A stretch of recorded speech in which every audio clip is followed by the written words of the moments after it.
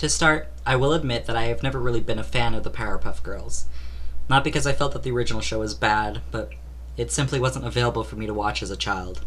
And when the show was accessible, I wasn't really at an age where I felt like binge watching an older cartoon.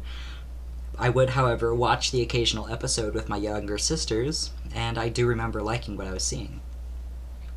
The show had a charming and iconic art style, the action was engaging to watch, and the characters were each lively and unique. All the jokes also were well placed and well paced. But today we are not going to be talking about the good Powerpuff Girls. And I say this as a relatively neutral critic. As I said, I never was a fan of the original, but I can clearly appreciate the difference in quality between the two iterations of the show.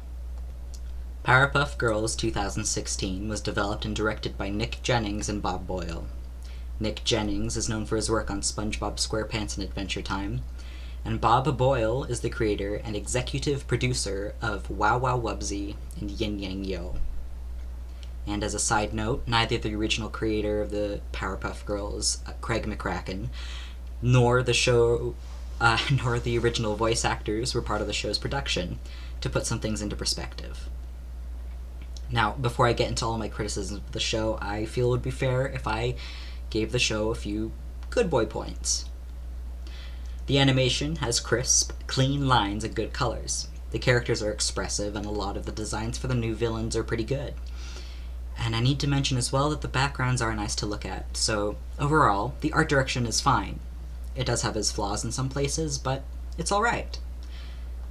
Now that is out of the way, let's proceed to my problems with the Powerpuff Girls 2016. While the original was presented as an exciting and fun Saturday morning cartoon for girls, the more recent iteration puts action on the back burner and focuses on more of the comedy aspect of the original, with particular emphasis on slapstick and random humor. While the characters in the original have their own distinct traits, the new Powerpuff Girls suffer from a trope best known as flanderization, defined by TV tropes as the act of taking a single, often minor, action or trait of a character within a work and exaggerating it more and more over time until it completely consumes the character.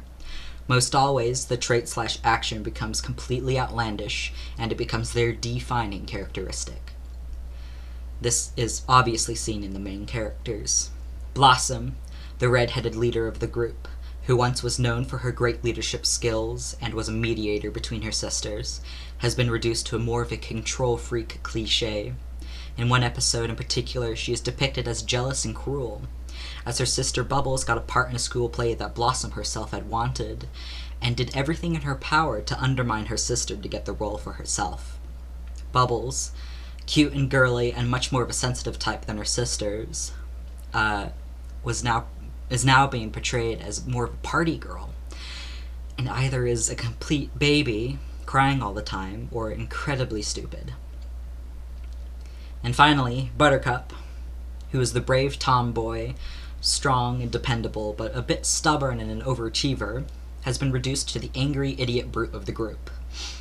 And also, whatever this is, at some point, which I don't even want to talk about. Anyways, the show is filled with very strange and, bad writing decisions, but here are just some of the few that I personally can't stand. One of them being, in the original show, the girls are young and emotionally immature, which was the driving point of the plot for a lot of the episodes, and their father figure, Professor Utonium, would be a guiding force into helping them learn their lessons, and that was okay because they were children. But now they're depicted in more of a high school setting, which is odd because they're still 5 years old, literally, and they are acting like tweens, with the attitude and all, and they're high schoolers, which doesn't make sense. And also, they twerk at some point, which I don't really like, for obvious reasons. Anyways, Professor Utonium himself is more of a sitcom dad and really takes a back seat as being a father. Fan favorite Sarah Bellum was literally removed from the show because she was too sexual, and for the same reason, the girls' teacher had her boobs literally removed from her design, which I can't get into right now because I'm running out of time, but it's pretty crappy. And my final point is one of the more controversial aspects of the show, Bliss, the Powerpuff Girls' fourth sister. To summarize, Bliss is Professor Utonium's first chemically made child, using the chemicals A through W, making her super powerful, and having all the other powers the girls have and more. And she's also older and taller and cooler and Professor Utonium's favorite child.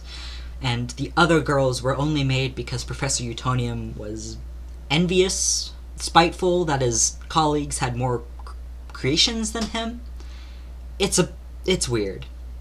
If what I'm saying sounds like a fan fiction for a really overpowered Powerpuff Girl OC, then I don't blame you, but this did happen, and it was aired on television.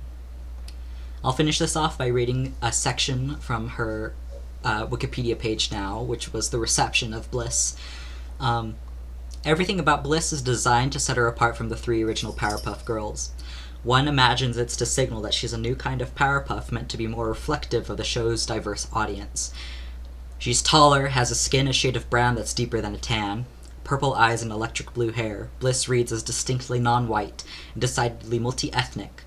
Despite this, he, being the reporter on the Bliss's reception, felt that he was disappointed in the fact that the first non-white Powerpuff Girl had been introduced as an emotionally unstable time bomb, who isn't capable of putting her feelings together properly to act as a regular superhero like the others. He stated that the portrayal of black and Latina women as hot-headed is stereotype he is all too used to seeing in media. So, in conclusion, Bunny is the best fourth sister, and this show sucks. Bye!